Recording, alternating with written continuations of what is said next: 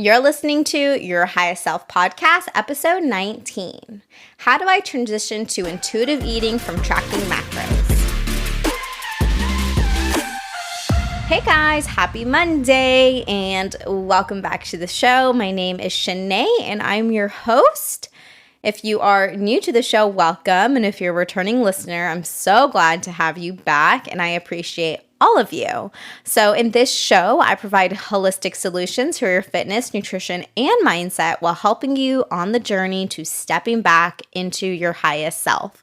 If you guys are new to me and who I am, I'm a former WBFF Bikini Pro, fitness, and life coach, and I specialize in helping women either post-competition or post-diet reprogram their brain and their body image so that you can learn to really love yourself from the inside out. So if you've had a history of dieting, a history of externalizing your self-worth and the validation of yourself with your body image, or always just looking for happiness outside of yourself, I'm here to teach you that that is not what you have to do. You can learn to love yourself. You can learn to be happy without changing your body. So it's all an inside job. It all has to do with your mindset.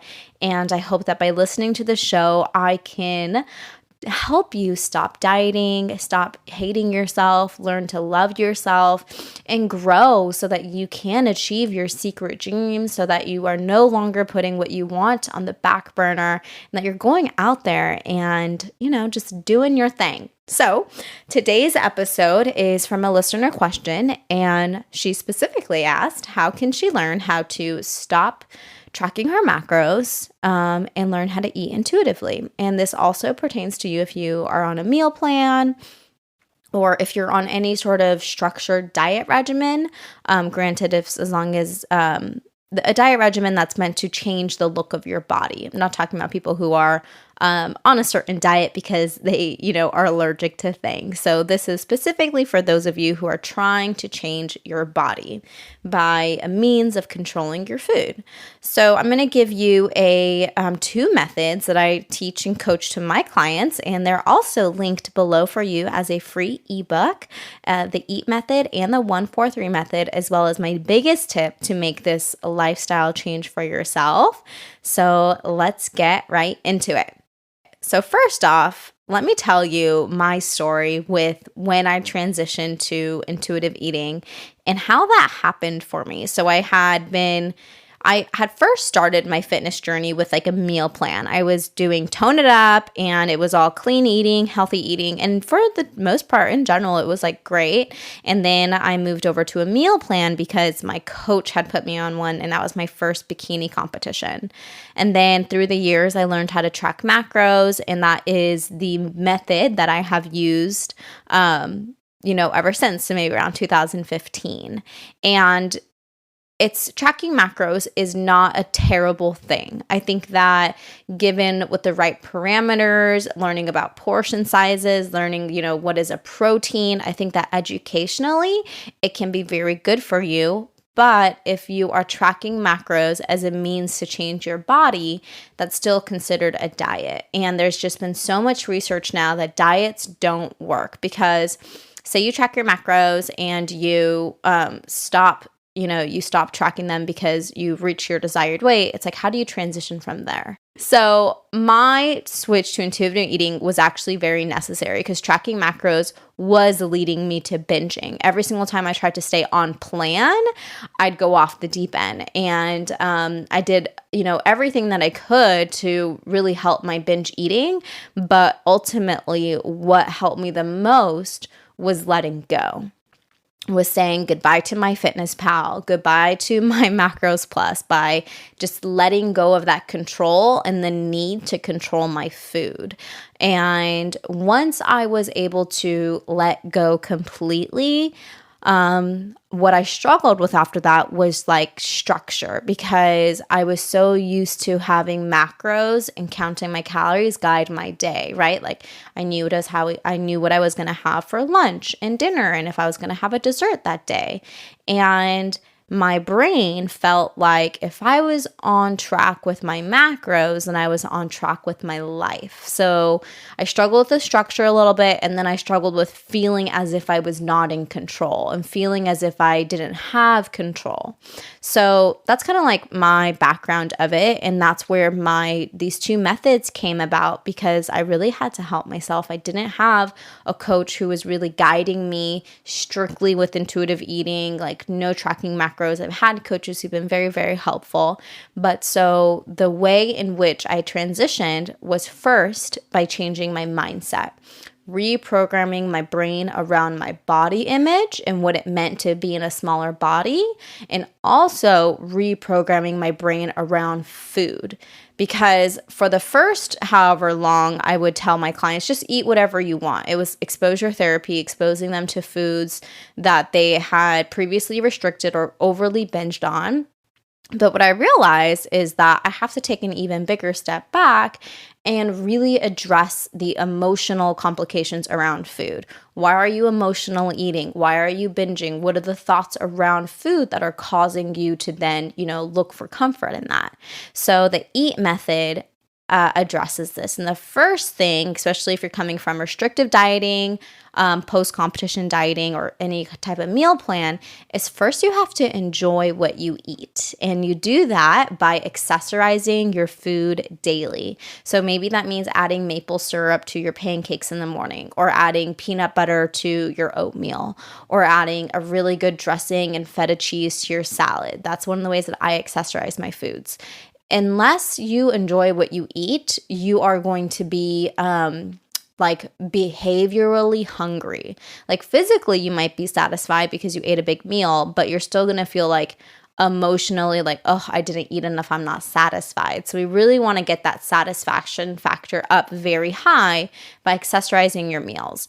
Like it doesn't matter how healthy ground turkey and asparagus is. Like I eat ground turkey every day, but it doesn't matter how healthy it is unless I'm enjoying it, unless it's fueling me and keeping me satisfied, like mentally and emotionally.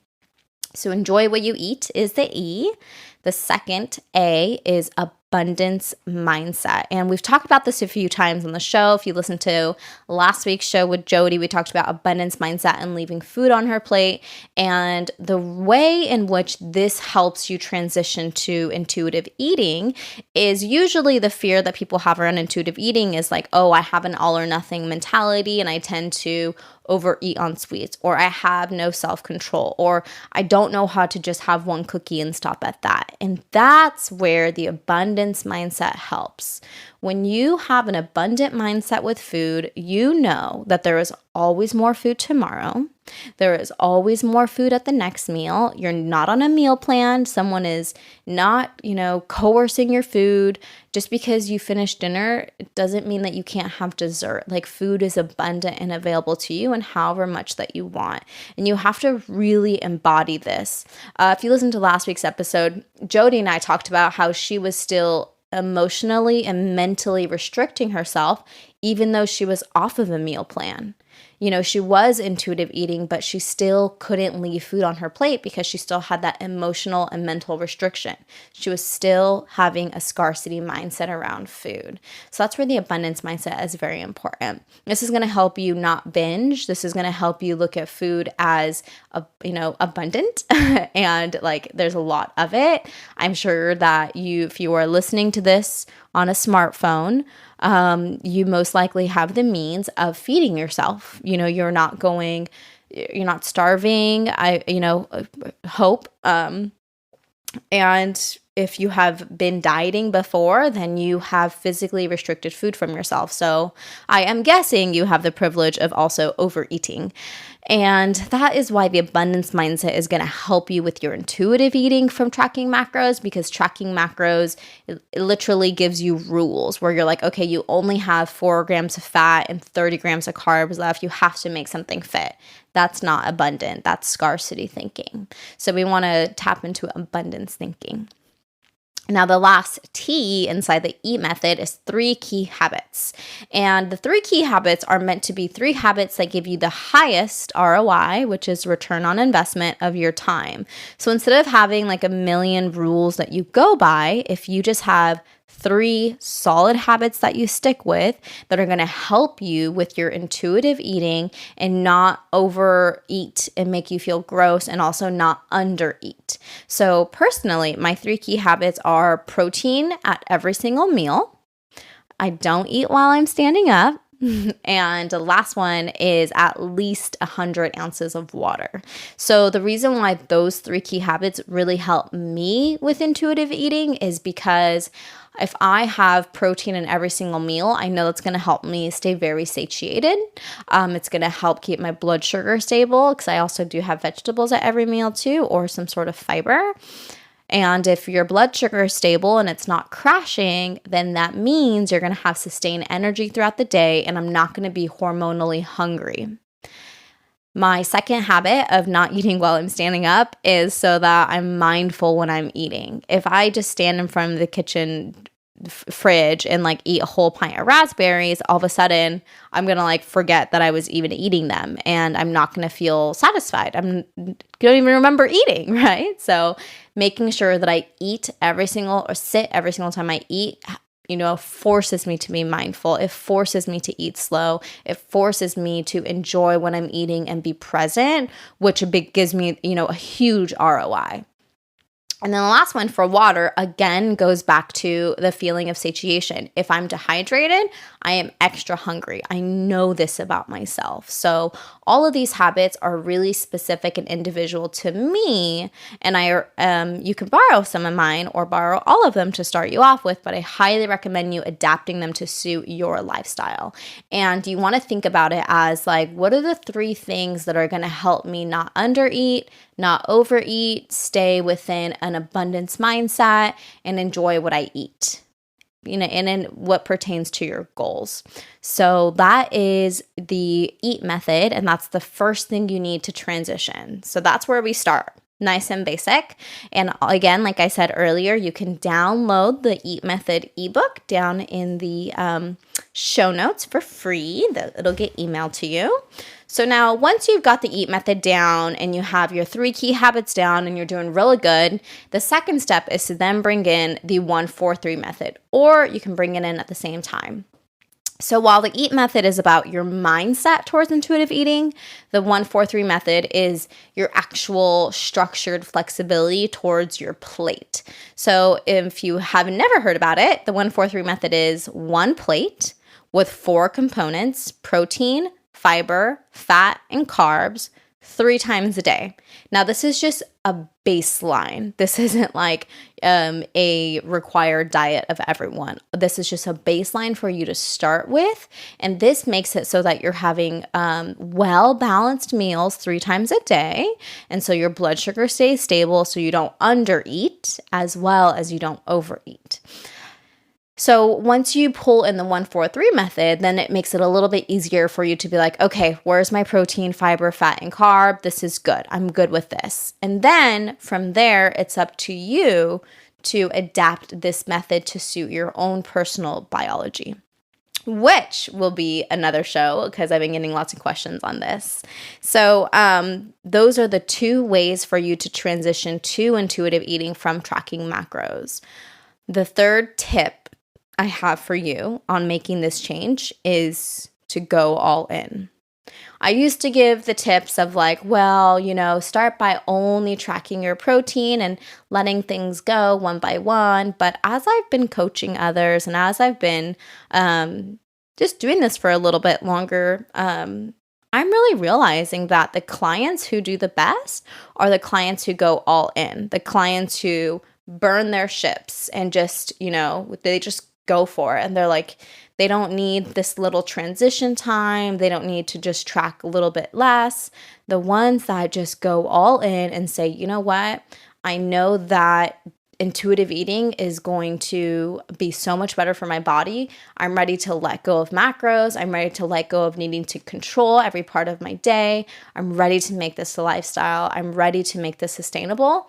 those clients do the best because they burn their ships and they know that the only way is forward. And so when they have mess ups, when they have maybe a couple times they overeat or they binge, they just get right back into it and they keep moving forward. They don't ever doubt themselves and say, oh, maybe I can't do this.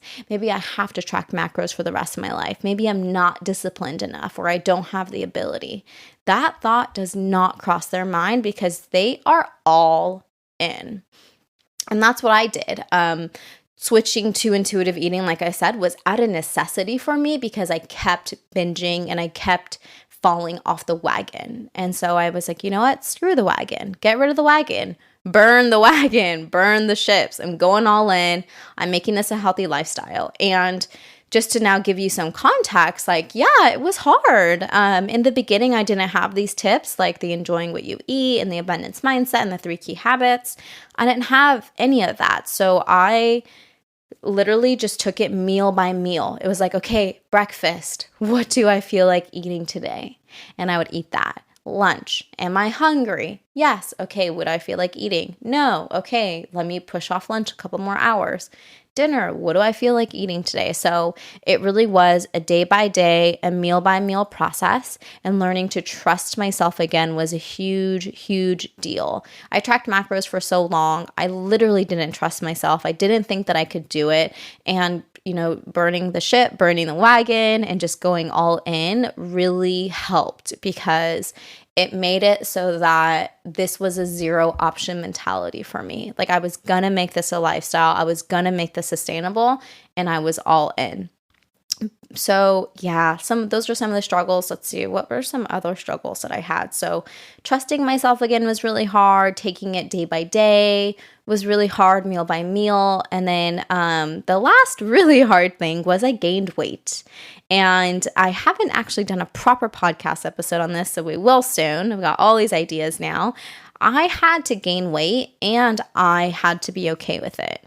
And I had to gain weight because my body needed to recover. I had dieted for so long. I had controlled my food with this freaking app for so long that it was stressed out. It had, my cortisol was high.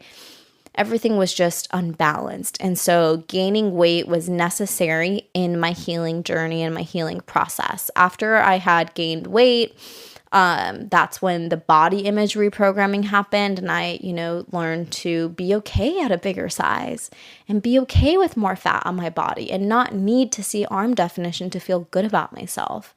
And then once I healed that and I got very comfortable in my body and my eating habits were back to normal, I wasn't binging, I wasn't undereating, I wasn't overeating.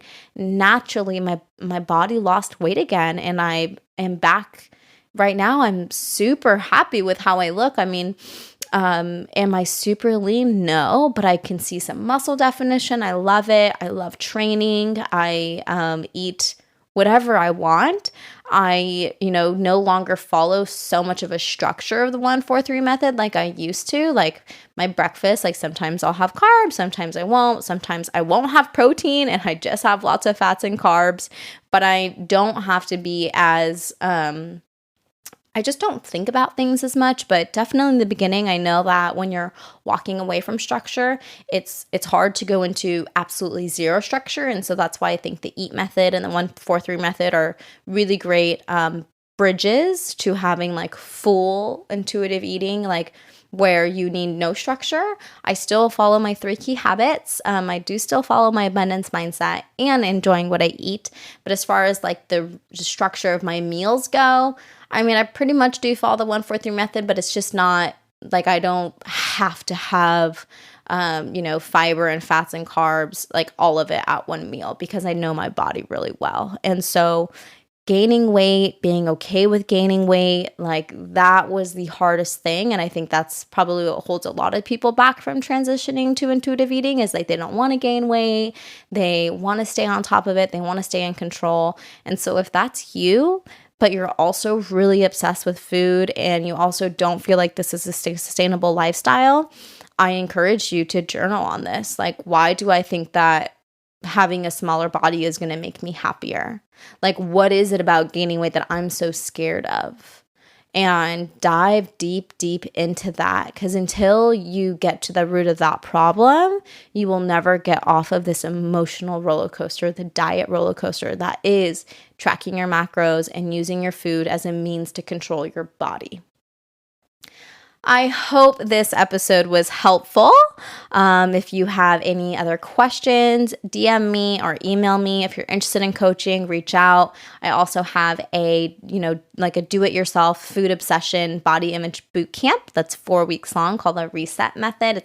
It's called the mini reset, and it's a mini reset because it's one that you do on your own. When working with me one-on-one, I take you through my whole reset strategy to reprogram your brain and body image to get you to a place where you are eating intuitively, your habits are on lock, you are fueling your body with nourishing foods because you want to, not because you need to. And overall, it's helping you live your healthiest lifestyle as your highest self. So that is my dream and my wish for you all. So once again, thank you so much. I hope you guys have an amazing week. Thank you for tuning in. I'm excited to see you next week for a episode all about self-trust and how to trust yourself again. Super exciting. Have a great week, guys. I'll see you next week. Don't forget to be your highest self.